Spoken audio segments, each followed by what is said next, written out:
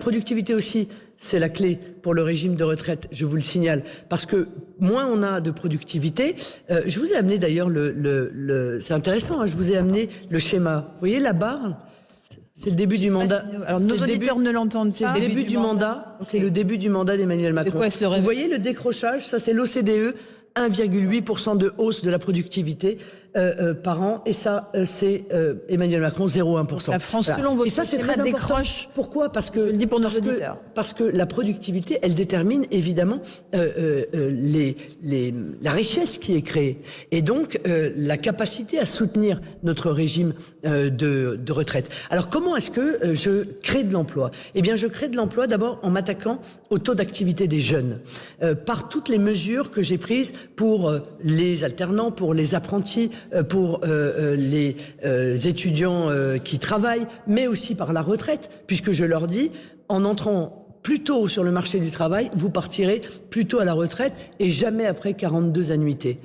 Tiens, en parlant de retraite, j'ai entendu Emmanuel Macron hier confirmer aux 20h de France 2 que donc un jeune homme ou une jeune fille qui commencerait à travailler à 20 ans cotiserait donc bien dans son système 45 ans.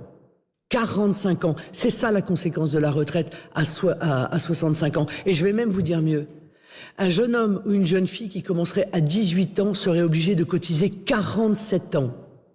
Car les carrières longues, c'est quand on a commencé à travailler avant 18 ans. Donc si on commence à 18 ans, eh bien, on cotisera 47 ans. Mais qu'est-ce que c'est que ce modèle social? Ça dépend de la pénibilité de certains métiers. Qu'est-ce que c'est que ce modèle social qu'il propose? Mais c'est une horreur, pardon.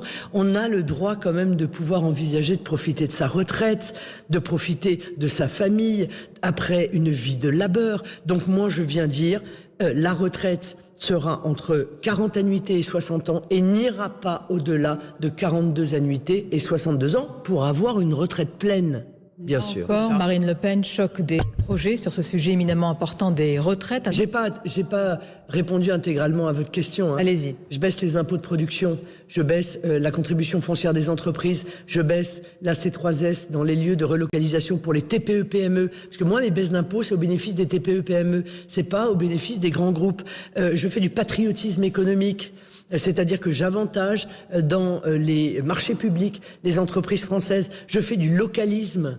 J'arrête avec l'hyper-normalisation. Et surtout, j'investis avec mon fonds souverain, qui est un fonds sur fonds privés, donc qui ne mobilise pas l'argent de l'État et qui va permettre d'investir dans la réindustrialisation, dans les entreprises. Entre les baisses d'impôts et les augmentations des salaires de tous, c'est Noël. Hein. Il est 8h30, on est en direct sur CNews et sur Noël Europe 1. à l'Élysée, pardonnez-moi, parce que là, ce sont que des bonnes nouvelles. Entre toutes ces augmentations de salaires et les baisses d'impôts, on a l'impression que tout ce qui n'a pas pu être fait en 30-40 ans en France va être fait d'un coup de baguette magique. Mais vous avez raison, mais ça fait 30 et 40 ans en France qu'on fait exactement la même chose. Donc il ne faut pas s'étonner, quand on fait la même chose, on a les mêmes résultats, c'est-à-dire des résultats qui sont mauvais, parce qu'on a ouvert notre pays à la mondialisation sauvage, qu'on refuse de la réguler, qu'on refuse de faire du patriotisme économique, que, encore une fois, on refuse de considérer que les salaires des Français, c'est quelque chose d'important pour pouvoir leur permettre précisément de vivre bien. Donc c'est un changement d'orientation, effectivement, de l'économie. Mais ce que je mets en place là, d'autres pays, en revanche, le font, et ils le font avec des résultats